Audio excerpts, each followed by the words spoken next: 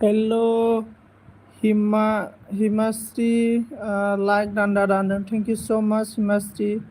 Himasri. Good morning, Himasri. Good morning. Hello. Like Dan, thank you so much, Onamika.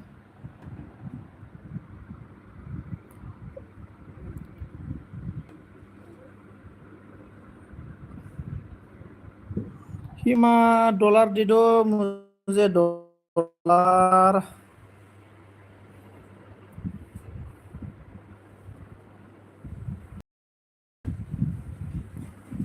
कौन है please comment कीजिए everyone guys comment कीजिए comment कौन है comment कीजिए कमेंट जितु बसुमतारी हाय हेलो जितु ब्रो मा खबर मा खालामदों अनामिकाया अन हिमाक्षी अन थैंक यू सो माच हिमाक्षी बोला ভাল ভাত খালা নে দাদা ভাত খাওয়া নাই মই मॉर्निंगर पूरा इतियालगे माने ओनली खाली मैं पानी पिया है सिर्फ पानी पिया है कुछ भी नहीं खाया अनामिका ऑन थैंक यू सो मच और जितु बसरा माने मोजां ब्रो जितु ब्रो तेले गुगल पे फोर दंबा डलार हरदो अननानै गुगल एक्सचेंज नि एप्लाइ खालामनो हायाखैलै डलारनि थाखायनो अननानै डलार हरदो आंनो आंबो हरफिनगोन मुझे थोड़ा सपोर्ट कीजिए एवरीवन गाइस डॉलर सेंड कीजिए एवरीवन गाइस आप लोग सपोर्ट कीजिए जो मुझे सपोर्ट करेगा हिमाचल अच्छा हिंदी में बोलना पड़ेगा मुझे भी हाँ मतलब मेरा ना मैं क्या बोलेगा बेंगलोर में मैं काम किया था ना तो मेरा ऐसा हो गया बेंगलोर में जब मैं काम करके आसाम में आ गया ना तो मेरा आसामीज लैंग्वेज बोलते बोलते हिंदी लैंग्वेज आता है मेरा इसलिए आजकल मैं एसामीज लैंग्वेज बोलने के लिए थोड़ा प्रॉब्लम होता है मेरा आजकल मतलब हिंदी जाता है आसामीज बोलते बोलते हिंदी जाता है मेरा ऐसा हो गया इसलिए मैं Hindi Himashi thank you so much Himashi Anamika ने ऑन बोला है Anamika di please support me करूंगा ओके बोल रहा है सपोर्ट कीजिए काल बोल रहा है हिमाशी को सपोर्ट कीजिए एवरीवन गाइस कौन है कमेंट कीजिए कमेंट अनामिका ने बोला on thank you so much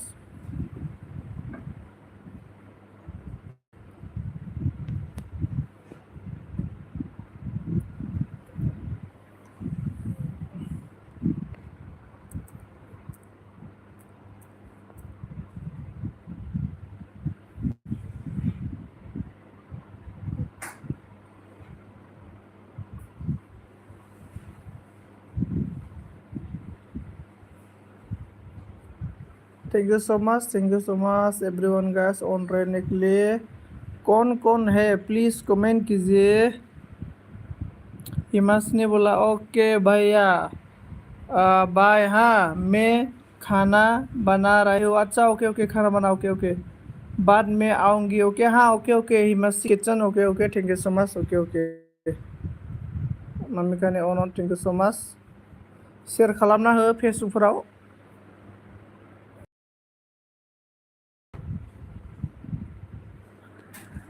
they लोगोफोर सोर दङ डलार हरदो दे dollar thank you so much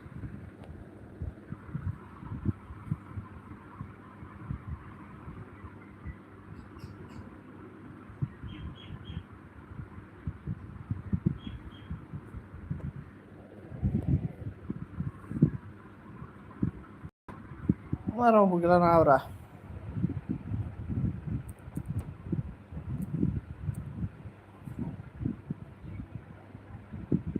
comment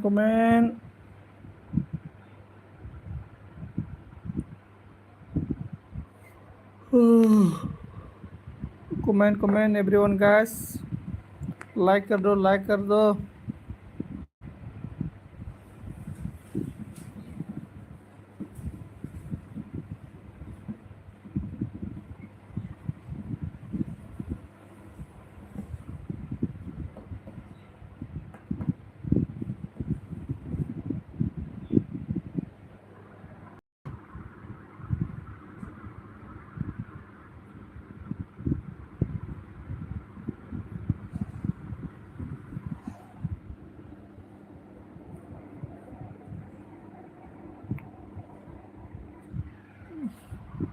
thank you so much अनरायनो के लिए कमेन्ट खालामदो लोगोफोर कमेन्ट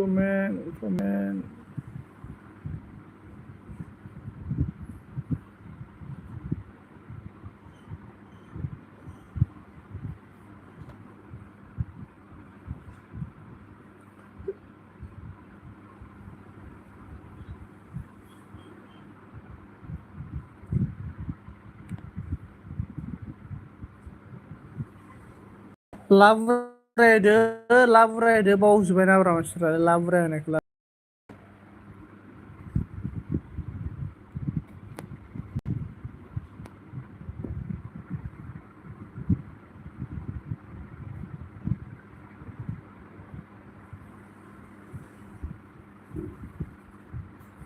दे डलार हरग्राफोरा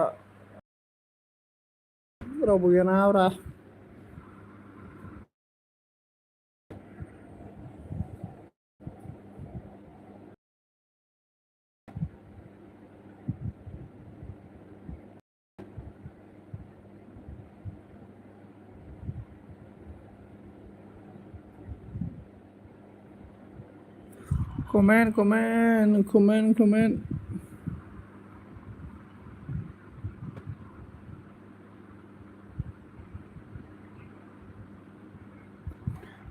कमेन्ट सारोना आ गया लाइक डन ब्रो बोल रहा थैंक यू सो मच सारोना जी मेरा एलबी स्क्रीन में आने के लिए बहुत बहुत शुक्रिया आपको थैंक यू सो मच सारोना कैसे है बोलो अनामिका ऑन थैंक यू सो मच खाना हुआ कि नहीं हुआ है सारोना का खाना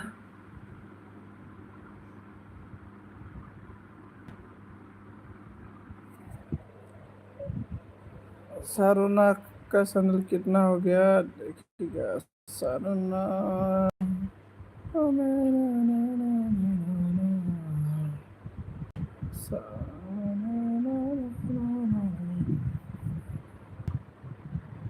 अच्छे हो तुम बोलो हाँ मैं भी अच्छा हूँ सारोना और खाना हुआ कि नहीं हुआ है और सारोना डॉलर दे दो डॉलर प्लीज एवरीवन का सपोर्ट कीजिए मैं भी आप सभी को पे करेगा गूगल एक्सेंस का अप्लाई नहीं कर पा रहा है रे दोस्तों अप्लाई नहीं कर रहा है डॉलर की वजह से अनामिका ऑन थैंक यू सो मच बरी बिरयानी खाएगा अच्छा बिरयानी खाएगा वाह बहुत टेस्ट बिरयानी मतलब घर में बनाएगा या बाहर से ऑर्डर करके लेके आएगा या बाहर में रेस्टोरेंट वगैरह में खाएगा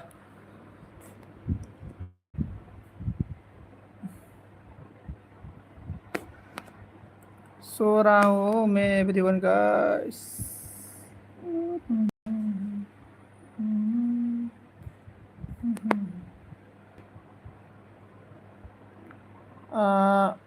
खुद बनाया यार घर पे वाह सारोना में भी खाएगा रे आपका बिरयानी मेरा हमारा घर में बिरयानी कोई बनाता नहीं रे सारोना कोई बनाता नहीं है हम लोग का घर में मैं तो खाएगा ना हमें मतलब दुकान वगैरह इधर में खाता है मैं घर में बनाता नहीं रे बोलने से भी पूरा उल्टिया है मतलब उल्टिया को क्या बोलता है हिंदी में मालूम नहीं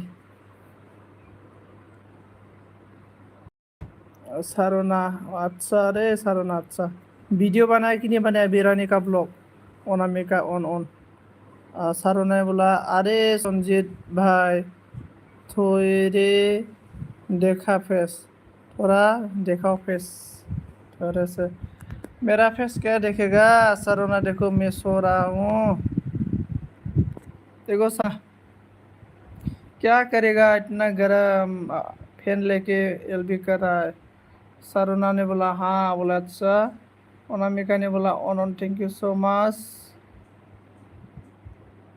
और बोला सारोना बिरयानी में क्या क्या डाला है मतलब बॉयलर चिकन डाला या मतलब बकरा का मीट डाला है और सारोना ने बोला है मैं भी सौखी देखा रहा हो एलबी आपकी अच्छा मैं भी सीख देखा सौखी देखा रहा हो आपका एलबी अच्छा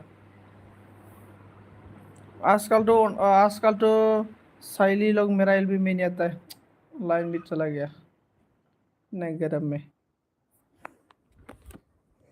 आजकल तो साइली लोग मेरा एलबी में नहीं आता रे। साइली नहीं आता आजकल। अच्छा। फोक फोक साथ बनाया मैंने। अच्छा फोक। वो फोक है ना, इसको हम लोग का भाषा में ओमा बोलते हैं, ओमा बेदर। ओमा बेदर का अच्छा बहुत टेस्ट होगा ना। मैं भी खाएगा रे सारोना।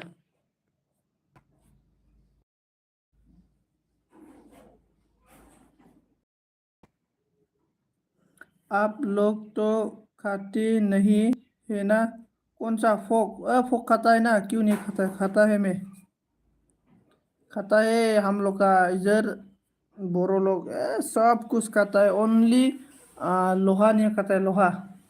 सब खाता है।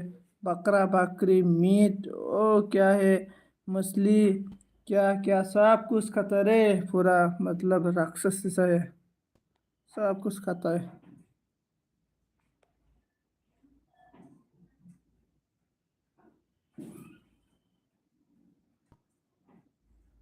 अच्छा बोला हाँ सर ना। सब कुछ खाता है। शायद आने वाला टाइम में इंसान इंसान ही खाएगा होगा, ऐसा हो जाएगा आने वाला टाइम में। पूरा मीट वगैरह मछली वगैरह पूरा फिनिश हो जाएगा, इसके बाद क्या खाएगा? इंसान इंसान ही खाए, इंसान इंसान ही मार के खाएगा, ऐसा होगा सर आने वाला टाइम में। सारोना ने बोला है मूड तो फेवरेट है मे मटन। मटन तो फेवरेट है मेरी। अच्छा मटन आपका फेवरेट है, अच्छा अच्छा। ओ मतलब सारोना, ओ बिरयानी बनाएगा ना, बिरयानी में वो मटन और बॉयलर मिक्स करके बनाएगा ना, बहुत टेस्ट लगता है। नाइन बंदा था। कौन कौन है कौन नहीं है? गाबलाबायना इमेजिन सोर। Thank you so much. Anamika ने ऑन ऑन बोला है।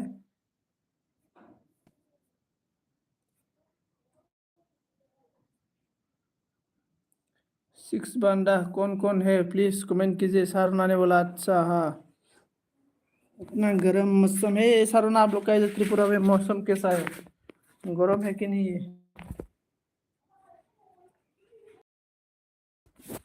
अनामिका ने बोला on on, thank you so much.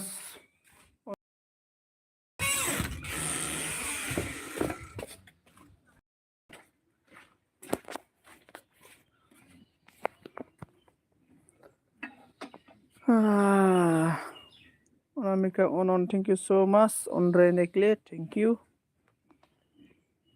कौन कौन है प्लीज कमेंट कीजिए। क्या बोला? धूप है बहुत ज्यादा, हाँ एकदम बड़े बहुत धूप है हम लोग का इधर भी बेरा, इतना गर्म है बा। रतन मुसाहारी माने हाय फ्रेंड सपोर्ट मी बोल रहा है। Okay okay Ratan Musahary tension लानो सपोर्ट खालामगोन दे, आंखौबो सपोर्ट खालाम। Okay okay. सोर सोर दङ लोगोफोर दे कमेन्ट खालामदो एवरीवन गाइस। सारुना ने बोला है रतन जी जॉइनिंग करो प्लीज बोले। रतन मुसाहारी नै जोंना सारुनाजों लोगो जानो नामा? सारुना जानोबा नै लोगो जानो लिंदों। सारुना के साथ फ्रेंड हो जाओ रतन। सारुना आपको बुला रहा है। मिस्टार वाइटिया मा होनदों like, thank you so much mister वाइटि लाइक दान होनो थाखाय। आंनि एलबि स्क्रिमाव मस्ट वेलकाम, नोंथांखौ बरायना लाग्रोनाय जाबाय। अनामिकाया अन अन होनना बुंदों आरोना, थेंक इउ सो माच अन थानायनि थाखाय। सोर सोर दङ कमेन्ट खालामदो लोगोफोर अननानै प्लिज एभ्रिवान। रतना मा होनदों सारुना सपोर्ट मी बोला। देखो रतन और सारुना एक दूसरे के साथ फ्रेंड बना लो। सारुना ने कौन सा सब्जी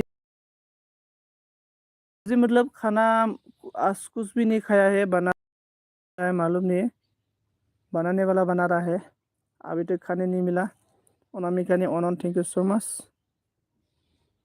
अनामिका ने बोला in the world of life LOS 6 बोला है। वाइटिया जोंना मिस्टार वाइटि अनन थेंक इउ स' माच मिस्टार वाइटि अन थानो थाखाय रोजा रोजा साबायखर मिस्टार वाइटि ब्र' डिउटियाव गैया नामा दिनै मा होनना बुंदों दसेल' दै आंनो अके वाइटि अके जेबो नङा ब्र'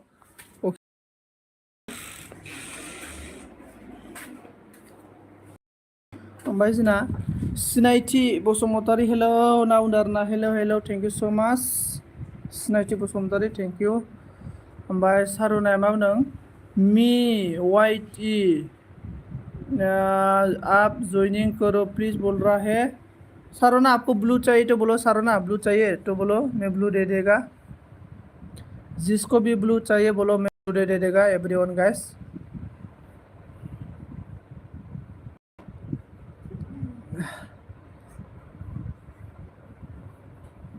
मा ओंख्रि जाखोहाय नामदारा जोंना सिनायथिया सिनायथि ओंख्रि माने ओंखाम जेबो जायाखै आङो फुंनिफ्राय दै गिलासेल' लोंदों आरोना गिलासेल' दै लोंदों जेबो जाथ'वाखै संगासिनो दंसो मा संखोथाय मिथिया आं जेबो जायाखै आरोना फुंनिफ्रायनो बिराद ओंखाम उखैबाय ओंखाम जगासिनो दङ जेब्लानो ओंखाम मोनगोन ना अब्लानो जागोन होननानै ओंखाम जगायनाय दं आरोना आङो माने फुङाव आं जायाखै आरोना ओमफ्राय अनामि सारुना ने बोला ब्लू नहीं चाहिए तो ज्वाइनिंग नहीं कर पाया ब्लू नहीं इसलिए तो ज्वाइनिंग नहीं कर पाया ओके सारोना मैं आपको ब्लू दे दिया है और एवरीवन गाइस जिसको भी ब्लू चाहिए बोलो मैं ब्लू दे देगा इसके बाद मिस्टर वाइट जना मा बुंखो अनामिका बाजैनि हांख्रायनायाव फैबाय आं सापर्ट खालामनो नामदारना अके अनामिकाया मा हांख्रायलायखो अनामिका बाजैनि हांख्रायनायाव फैबाय आं सापर्ट खालामनो नामदारना अके वाइटि ब्र' थेंक इउ स' माच बेनिफ्राय जोंना सिनायथिया मा बुंखो बसुमतारिया आखायथ' बारा गल'आखै नों दाना गब्ल'आखै नोंलै बेखायनोथ' बारा गब्ल'आखै आङो नङाबाथ' दहायनो गब्ल'सिगौमोन थेंक इउ वाइटि आगै नामदों आरोना थेंक इउ स' माच वाइटि गासैखौबो एवरीवन गाइस सारोना बोला क्या हुआ भाई बोल रहा है कौन सा सारोना मैं समझ नहीं आया जोंना मिस्टार वाइटिया सारिस' हरदों आरोना अनामिकाया हरनो होदों नामा थेंक इउ स' माच मिस्टार वाइटि हरनायनि थाखाय ओमफ्राय अनामिका थेंक इउ स' माच ने बोला है सिनायथि हेलो नामदों सिनायथि आपको हेलो बोल रहा है सारुनाया ओमफ्राय थेंक इउ स' माच दै सुपार थेंक्स हरनायनि थाखाय डलार हरनायनि थाखाय रोजा रोजा साबायखर रोजा रोजा थेंक इउ स' माच डलार हरनायनि थाखाय ओमफ्राय सिनायथि बहानि मोनलाय नों आं उदालगुरिनि सिनायथि आं उदालगुरिनि आरोना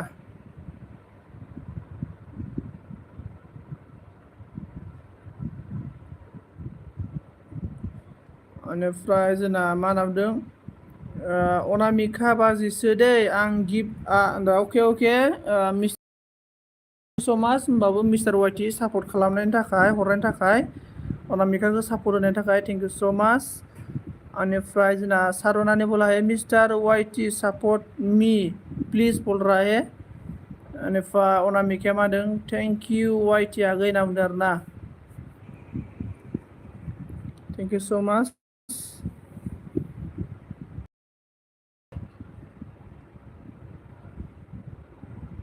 बेनिफ्राय जोंना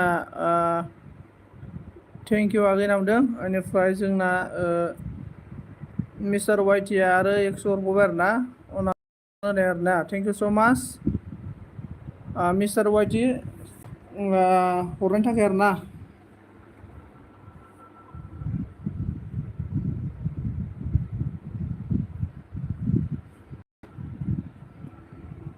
थेंक इउ स' माच बेनिफ्राय जोंना सिनायथिया मा होनदों हाय सारुना नामदों आरोना ओमफ्राय अनामिका बाजैनि ब्र अके वाइटि ब्र अके थेंक इउ स' माच वाइटि ब्र ओमफ्राय अनामिका मा होनदों 500ल' दे सनजित नामदारना अके थेंक इउ स' माच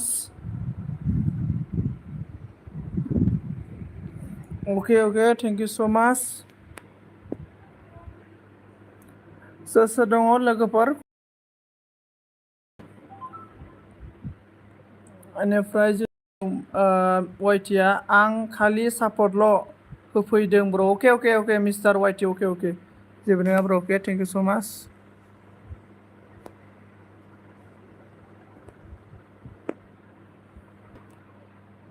सोर दं कमेन्ट खालामदो ओमफ्राय अनामिका रोजा रोजा साबायखर थाबाय $500 हरनायनि थाखाय माने 500 हरनायनि थाखाय थेंक इउ स' माच अनामिकाया मा बुंदों वाइटि आगै थेंक इउ स' माच नामदारना अके थेंक इउ स' माच ओमफ्राय जाबाय ना मरमि बाजै नामदों नै अनामिकाखौ ओमफ्राय अनामिका मा होनदों आगै वाइटि नामदों आरोना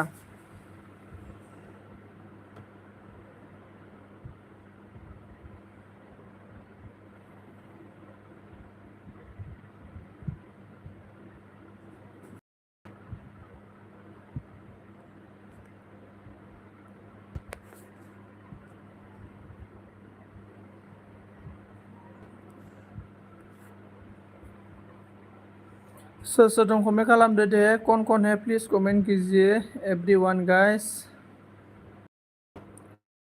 अनामिका अनन नामदारना थेंक इउ स' माच अन थानायनि थाखाय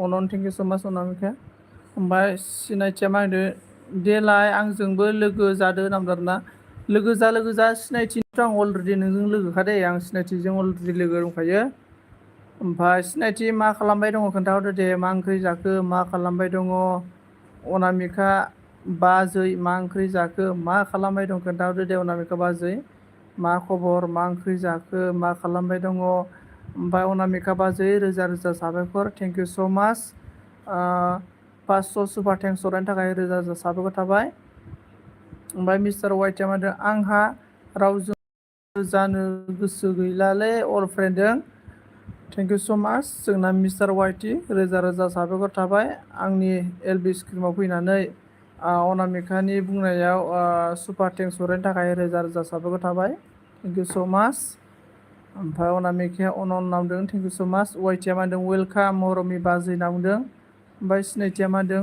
मैथा ना जोंहा ना जा गोथावखा नामदारा बा गरम बोथोराव मैथाजों ना गोथाव जाथारबायलै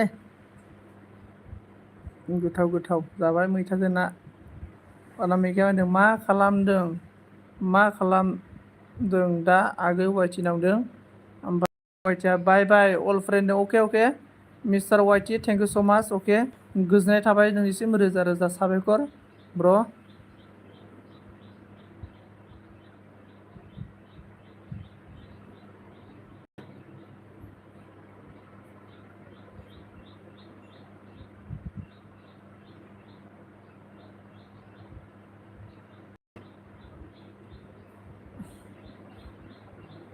अनामिकाया अनन थेंक इउ स' माच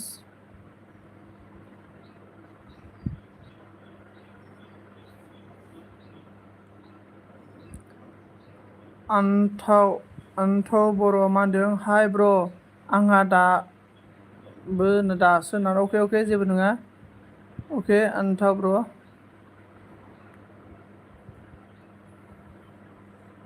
मिस्टार वाइटआ माने अनामिका बाजै आं कारें बानायदोंनो ओमफ्राय अनामिकाया अन थेंक इउ स' माच सिनायथिया मा बुंदों आं थांनोसै नोंखौ गारना सिनेमा नायनो होदोंना बहा मा सिनेमा नायनो थांनो ओंखारखो सिनायथि बाजै बहा सिनेमा नायनो थांनो ओंखारखो अनामिकाया अन थेंक इउ स' माच ओमफ्राय वाइटिया होनदों दे ब्र अके वाइटि ब्र अके थेंक इउ स' माच रोजा रोजा साबायखर अके बेसेन गोसा समखौ आंनि एलबिआव फैनानै सापर्ट होफैनायनि थाखाय थेंक इउ स' माच वाइटि ओमफ्राय जोंना मिस्टारा माबाया अनामिका होनदों दे होमबा आगै बाय दे नांदों आरो ना। अनामिकाया अन नांदों। थेंक इउ स' माच अनामिका अन थानायनि थाखाय।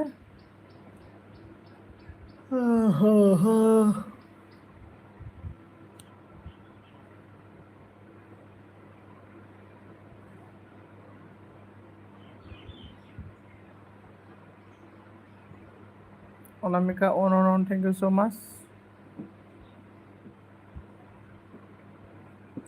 ओमफ्राय जोंना सिनायथिया मा होनदों आंनि मबाइलावनो नायगोन आंहा नों थाथ'दो दे सिनायथि नों बहानिमोनब्रा बहानिमोनलाय सिनायथि नों बहानिमोनलाय ओमफ्राय जोंना आन्थ' थांखो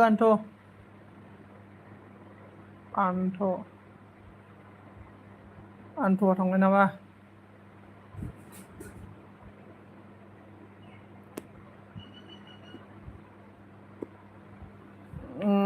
सारना बोला सिनायथि साबधान रिटार्न कर दो प्लिज बोलाय सिनायथि नै नोंखौ साब खालामबाय नो जोंना सारनाया सारना को बेक कर दीजिए सिनायथि सारना को बेक कर दीजिए सारना ने आपको साबधान किया है सिनायथि अनामिकानि बोलाय आंनि सना आंनि जिउ बुं कुसुम हरलायदेनो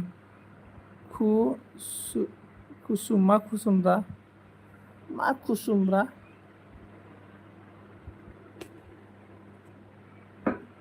थेंक इउ अके बोल रहा है अनामिक सिनायथि ने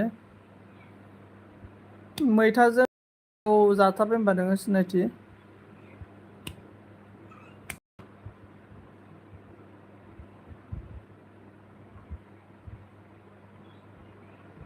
अनामिका मादों खुदुम हरलाय देनो आं खुदुम हरालै ओमफ्राय सिनायथिया मा बुंदों बिजनि आंनि गामि आयो बिजनि मा गामिलै आं बिजनियाव थांबाय थायोथ' बेरायनो मालाबा बिजनि मा गामि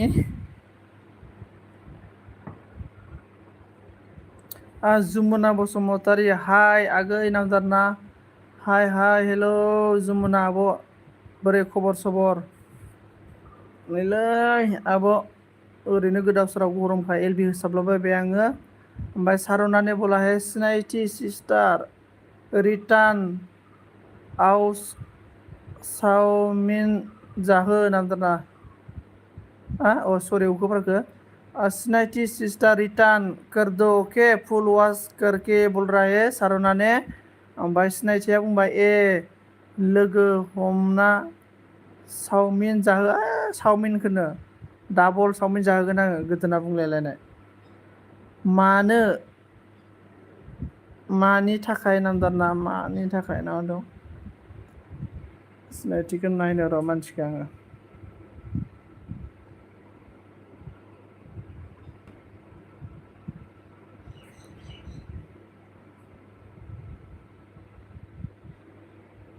ओमफ्राय अनामिकाया सापर्टदों गाज्रि आगै खबरा दारनाब जुमुना आब' मानो खबरा गाज्रि जाखो मा ओंख्रि जाखो ओमफ्राय बोरै गाज्रि जालाबायनांगौब्रा जुमुना आब' खबरालाय सिनायथिया मा होनदों अके बेट मी ना बाट मेन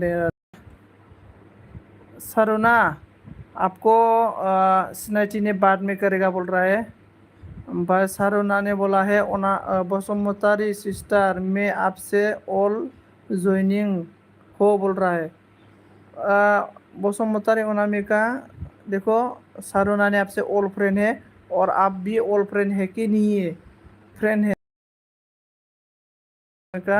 सारुना को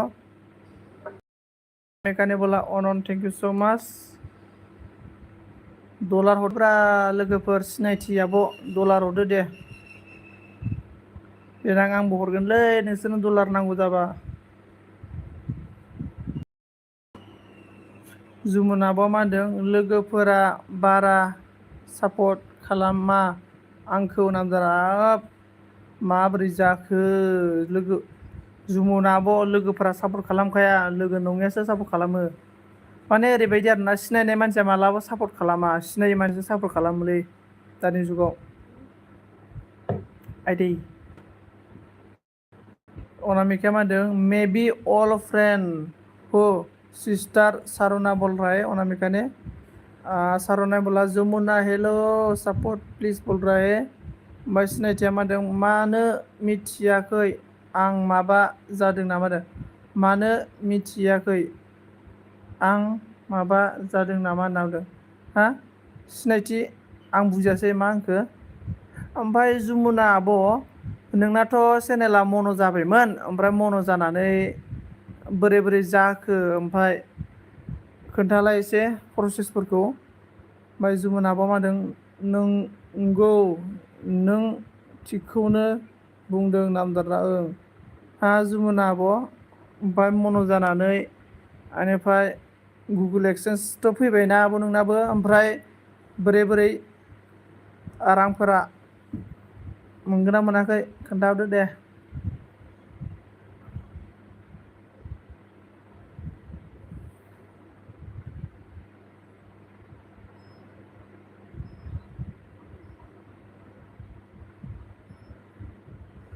सिनायथिया मा होनदों माने नों डलार होननायखौ होनदों आं मानो मिथियाखै आं माबा होनदों नामा माने नों डलार होननायखौ होनदों आंनो आदसा बै दालाय आं नों माबा सिनायथि आं माने डलार बिदों आरोना माने गुगोल पे एक्सचेन्जनि एप्लाइ खालामनो थाखाय $10 नांगौ नालाय आंनो जायाखै नालाय बेखौनो डलार बिदों आरोना आङो सिनायथि बै माने एस लिरनाया बे थुनानै डलार हरदो होन्दों अननानै हरोब्ला ओमफ्राय बारा बुजियाखै आं नामदार आदसा सिनायथि बिजनिमा गामि होनना बुंदों सिनायथि आं बुजिबाय दा आं मा बुंदों दायो बुजिबाय जुमुनाया मा होनदों मोनाखै आगै $100 जायाखै होनदों आदसा डलार जायाखै आरोना 100 अके अके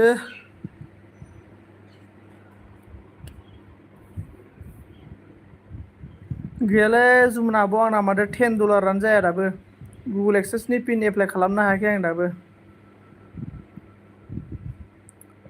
बुजिबावाखैसो आं नामदारना बुजिबावाखै माबोरै बुजायबावनो आङो होमबा आब' बुजियाखैबा माबोरै बुजायबावनो ओमफ्राय ओसडिया मा होनदों हेल' गुड मर्निं ब्र' बोल ओसडि ब्रो हेलो गुड मॉर्निंग ओसडि ब्रो थोड़ा सपोर्ट कीजिए मुझे डॉलर थोड़ा हेल्प कीजिए डॉलर डाल दो ओसडि ब्रो थोड़ा सा डॉलर डाल दो थोड़ा माने सिनायथि माने नोङो ना मन' जाखांनायनि उनाव जेब्ला नोङो माबा खालामगोन गुगोल एक्सेसनि एप्लाइ अब्ला $10 नांगौ आरो ना अब्लासो एप्लाइ खालामनो हायो आरो ना ओमफ्राय दा आंना $10 जायाखै आरो ना बेखायनो बिदों आरो ना आङो दायो बुजिबायना सिनायथि जुमुनाया मा होनदों जोबोद खस्थ' खालामनांगौ होनदोंना ओं जुमुना आब' खस्थ' खालामखानांगौ खस्थ' खालामनायनि फिथाइया गोदै खस्थ' खालामनांगोन आरोना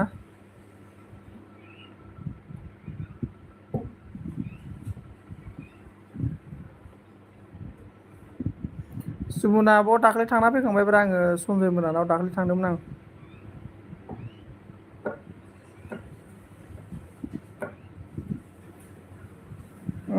बुजिबाय नामदार आं सिनायथि ओंखायनो आं दायो डलार बिदों आरोना जायैखायनो आरोना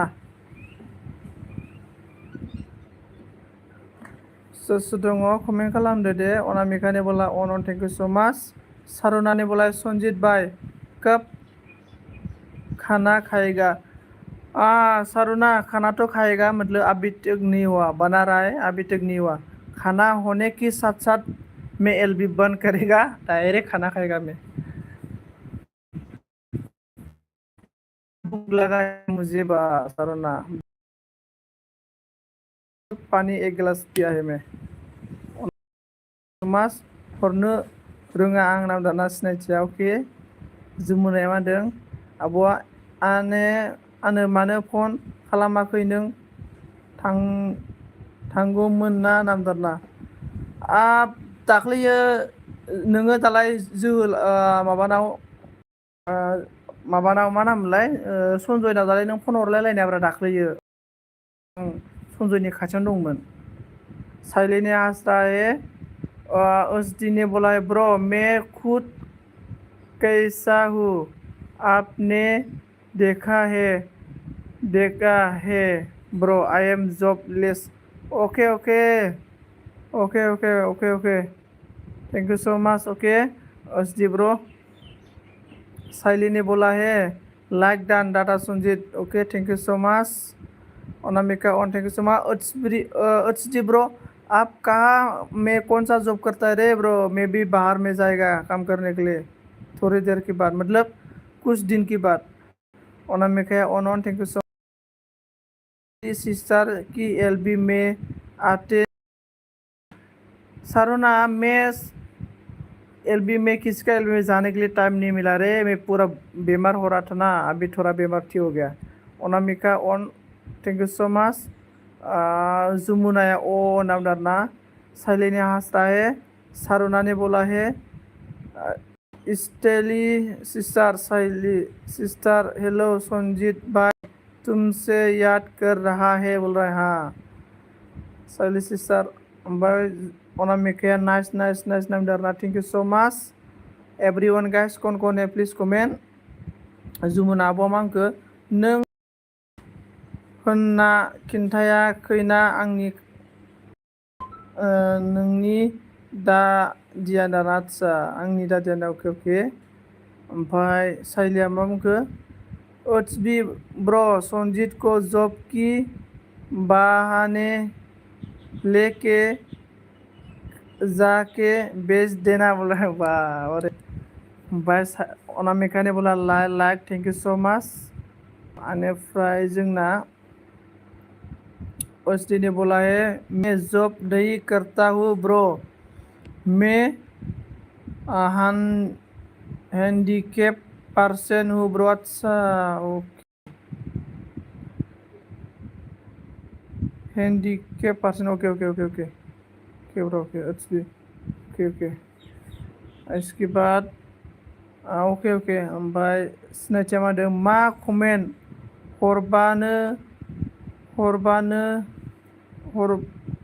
हरबावनो दे आं सिरि थानोसै आं दा आय सिनायथि मानो सिरि थानो सिनायथि नों मा गामि होननानै सोंबाय बिजनि मा गामि खोन्थायासै साइलिनी हांसराय सारोना ने बोला संजीत भाई मैं सब्जी बनाऊंगी अभी ओके ओके सारोना ओके सब्जी बनाओ ओके ओके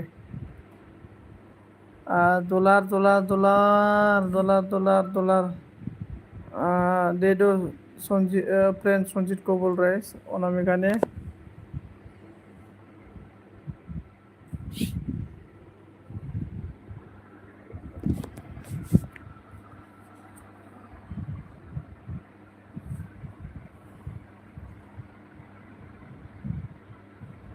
सोर दङ कमेन्ट खालामदो कौन है प्लीज कमेंट उसने बोला है हाँ ब्रो सपोर्ट के लिए बोलेंगे प्लीज अपने फ्रेंड से मुझे भी ओके ओके एवरीवन गाइस हम लोग का एचडी ब्रो सपोर्ट कीजिए थोड़ा सा hello everyone guys HD bro को थोड़ा सपोर्ट कीजिए एवरीवन गाइस साइलिनी बोला मेरा दादा संजीत नोंनि चार्ज गैयालै आंनि नोंनि चार्ज साइलि आंनि चार्ज दङ नोंनि गैया साइली मैं सुना है तो हस्बैंड से झगड़ा हुआ था कल सिनायथिया मा होनदों आं हरबायमोन जाखोना जादियाथाय आं हरबायमोन जाखोना जादियाथाय माखौ डलार नामा सिनायथि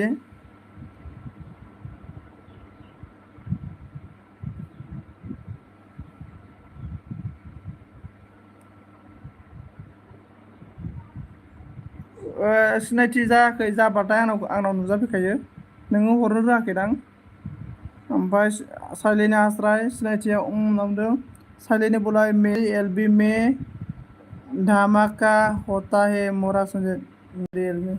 हाँ साले तेरा एलबी में जो धमाका क्यों नहीं होगा? तू इतना खूबसूरत है तो तेरा मतलब खूबसूरत फेस देखने के लिए तो लड़का लोग जाएगा ही जाएगा। तो इसलिए तो तेरा एलबी में ज़्यादा धमाका होता है आजकल तेरा फेस देखने के लिए। Please all friends support me joining me. हाँ देखो एवरीवन, हम लोग का ब्रदर एचडी ब्रदर को सपोर्ट कीजिए एवरीवन गाइस। एचडी ब्रदर बहुत अच्छा है, एचडी ब्रदर को थोड़ा सपोर्ट कीजिए एवरीवन गाइस। साले ने बोला है हाँ दादा संजीत बोल रहा है हाँ, इसलिए तो साली तेरे को सपोर्ट करने के लिए कोई नहीं जाता है रे। साइली को सपोर्ट करने के लिए कोई भी नहीं जाता है, मतलब साइली का फेस देखने के लिए, साइली का मतलब खूबसूरत देखने के लिए लड़का लोग जाता है। तो साली कभी तू मत सोचो तेरे को सपोर्ट करने के लिए जाता है, तेरे को सपोर्ट करने के लिए नहीं जाता है। तेरा चेहरा तेरा फेस देखने के लिए जाता है लड़का लोग सारे तेरा एलबी में। अनामिका ने बोला है मैं तो या इतना सपोर्ट करते हैं फिर भी संजीत ने मेरे साथ झगड़ा करती है, क्यों ऐसा करता है संजीत बोल रहा है अनामिका ने।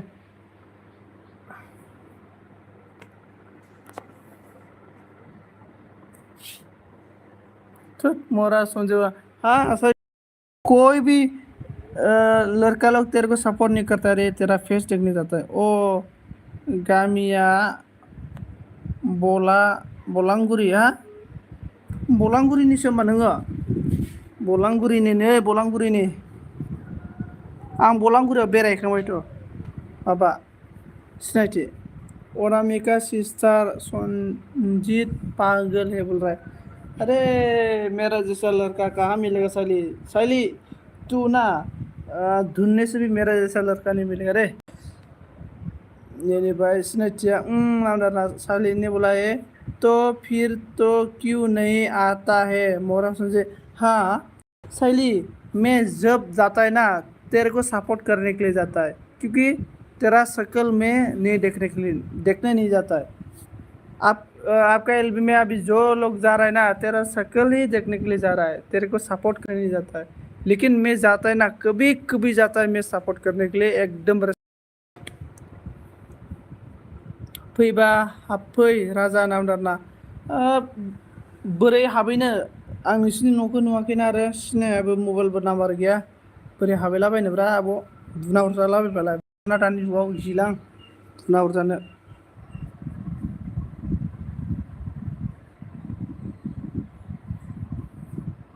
एवरीवन गाइस कौन है प्लीज कमेंट कीजिए।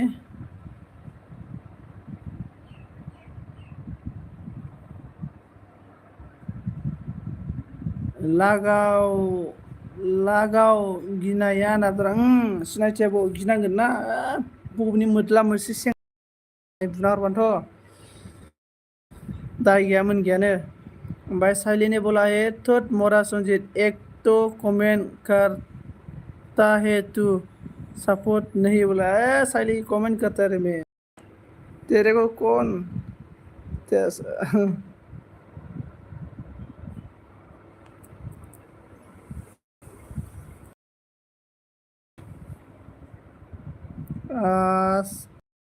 साइली सिस्टर में आज भी $500 दिया है बोल रहा है।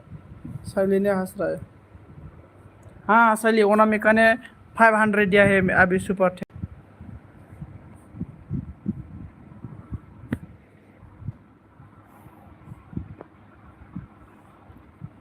Thank you so much Anamika, thank you.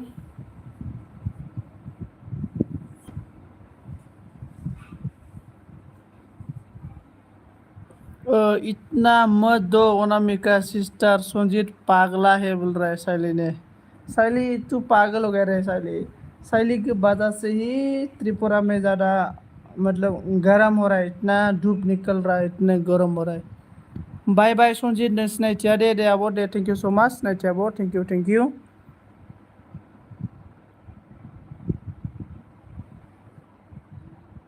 Anamika comment now there. Thank you so much.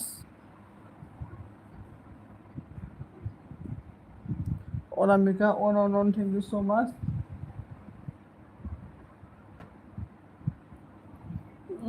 साइलिया बुंदों तू पागल हो गया रे बाबा दादा संजीव साइली में क्या पागल हो गया तू पागल हो गया रे साइली तू मोरा है तू मोरा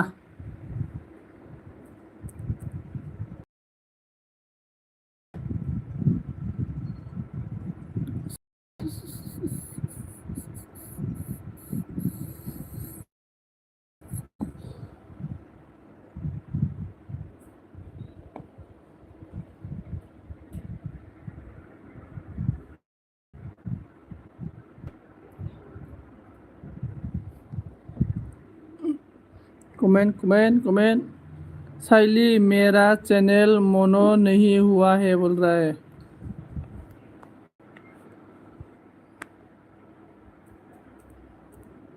कमेंट सुदों साइली मोरा चला गया क्या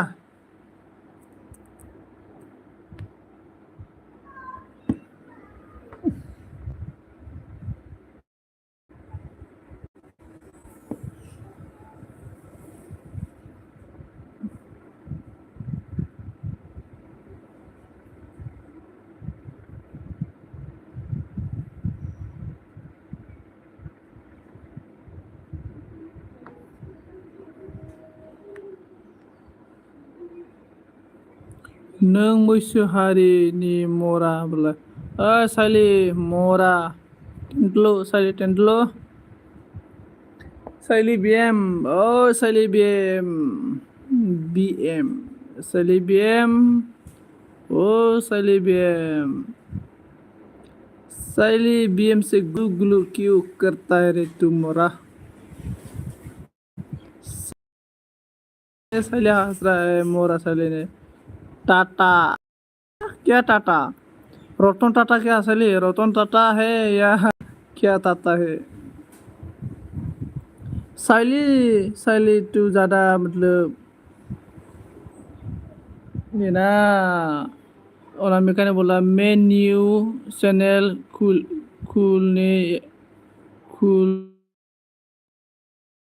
खुलने वाला है आप भी सपोर्ट करना साइली सिस्टर बोल रहा है अनामिका ने साइली ने बोला है तेरा टाटा मोरा संजय बोले साइली तेरा टाकला हस्बैंड किधर है टाकला साइली टाकला साइली ने बोला है 1K होने के बाद मेरा टाकला हस्बैंड को देखाएगा किधर है साइली तेरा टाकला हस्बैंड देखाता नहीं तू तेरा एल्बम में टाकला हस्बैंड और बोलता है 1K होने के बाद टाकला हस्बैंड देखाएगा अभी तक नहीं देखे साइली ने टाकला हस्बैंड ओके अनामिका सिस्टर बोल रहा है साइली टाकली ने बारलांबायलै साइलिनि चेनेलानो बिराद बारलांबाय साइलिकाथ' आजकाल 1K आताय रे बाबरे 1K आताय साइलिका एलबी साइलिका आजकल एलबी 1K आताय रे बाबरे साइलि टाकला तू नेट स्लो मोरा नोंनि नोंलै साइलि मेरा नेट स्लोनि तेरा होगा साइलि तू मोरा है ना तू क्यों अभी तक नहीं मरा है साले तू मरो तो बुढ़ी हो गया तो मरना टाइम हो गया साले का दोनोसै दांलै आंबो 12टा जाबाय ओंखामखौ बिरादनो ओंखाम मोना मोनाखैब्रा आयै ओंखाम मोना मोनाखै खाना भूख लगे रे खाना खाएगा तू मोरा दादा संजय साले टेंटलो साले का बीएम नाना बीएम हस्बैंड क्या हो गया रे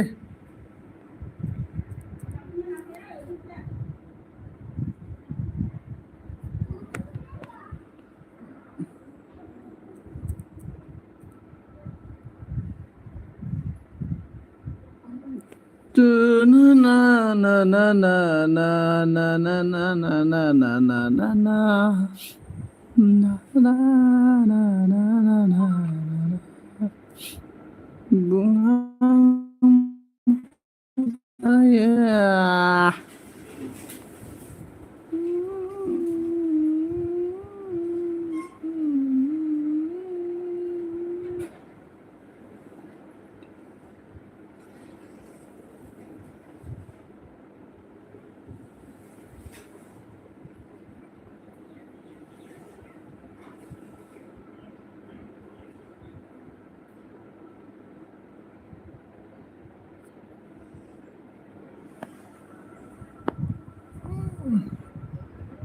साइली ने बोला है तेरी एलबी में कभी नहीं आऊंगा मैं मोरा सुंदर। साइली क्या हो गया रे, क्यों नहीं आएगा? अनामिका ने बोला संजीत को मैं बहुत सपोर्ट करते हैं लेकिन संजीत ने मेरे को सपोर्ट नहीं करता है, सिस्टर बोल रहा है अनामिका ने। और साइली ने बोला है मोरा संजीत मेरा 2K हुआ, कॉन्ग्रेचुलेशन करो मुझे। साइली ओके साइली कॉन्ग्रेचुलेशन साइली 10 तुलु कॉन्ग्रेचुलेशन साइली 10 तुलु अनामिका ने अनन। साला साइली का तो कॉन्ग्रेचुलेशन। साइली को देखो मैं सावधान, साइली तेरे से ओल्ड फ्रेंड है मैं, साइली देखो।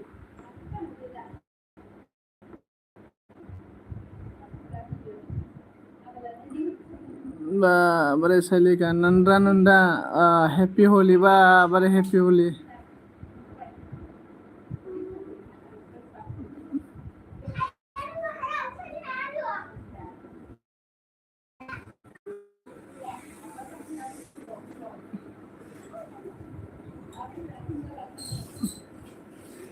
और साइली ने हंस रहा है मोरा साइली ने। साइली कभी ऐसा बोलता है क्या? कॉन्ग्रेचुलेशन बोलो मुझे, बोलो साइली मेरा मन हो गया, कॉन्ग्रेचुलेशन बोलो मुझे। भाई अनामिका ने बोला सिस्टर साइली सिस्टर आपका मोनो होने होने आला है ना बोल रहा है। हम लोग का वीरू सर आ गया रे। मैं मैं गया, मैं गया मम्मी मैं गया। हाँ क्या बोला रे वीरू सर? ओ वीरू सर रे। अनामिका ने बोला WT कितना हुआ है सिस्टर बोला है। मालायसिसा दादा संजीत बोल रहा है। हाँ हाँ अनामिका सिस्टर बोल रहा है। वीरू सर मुझे थोड़ा सा डॉलर दीजिए, सपोर्ट कीजिए, मेरा अभी भी प्रॉब्लम हो रहा है रे, अभी तक नहीं हुआ मेरा। फिरू सर ने बोला like Don, thank you so much. फिरू सर कैसे है? फिरू सर खाना पीना हुआ कि नहीं हुआ है?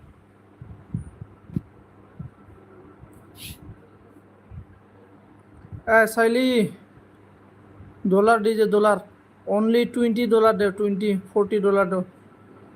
इसके बाद साइली ने बोला है दादा संजीत टकला फटेगा बोला, टकला फटेगा।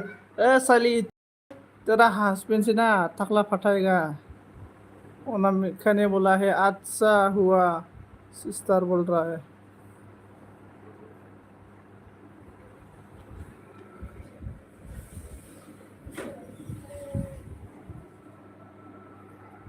इसके बाद बीरू ने बोला 56 से बात पूरा हो, साल्टे बोल रहा है। हाँ 56 से बात पर पूरा हो, साल्टे बोला ओका अच्छा ओके ओके।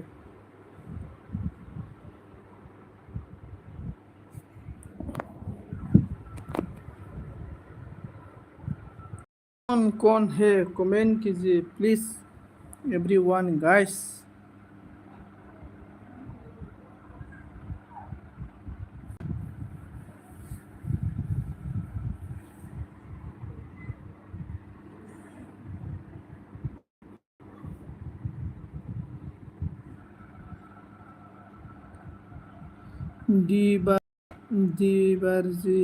देवरजी वेलकम खुलुमबाय बोल रहा है अनामिका ने।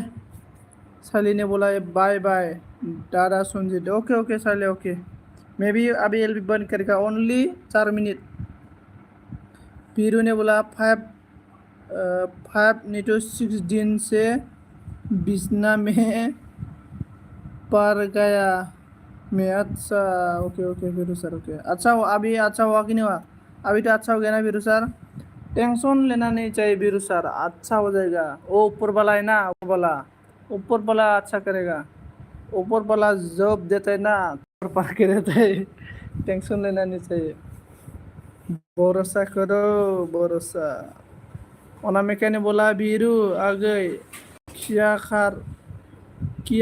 कर रहा है बोल रहा है। वीरू ने बोला खुलुमबाय खा बाग सही बोल रहा है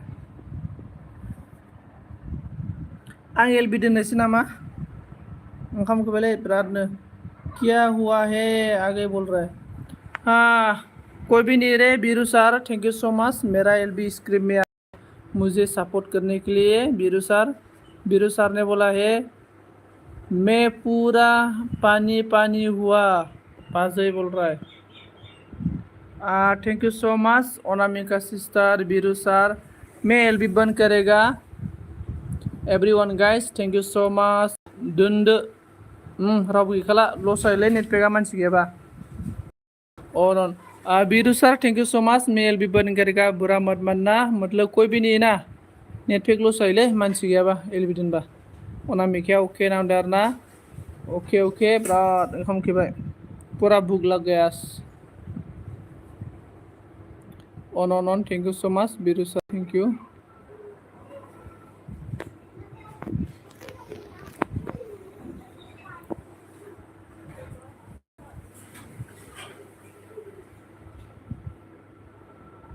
बीरू बाय बाय बोल रहे थैंक यू सो मच 59 दोंगोन 1 minute okay Biru sir thank you so much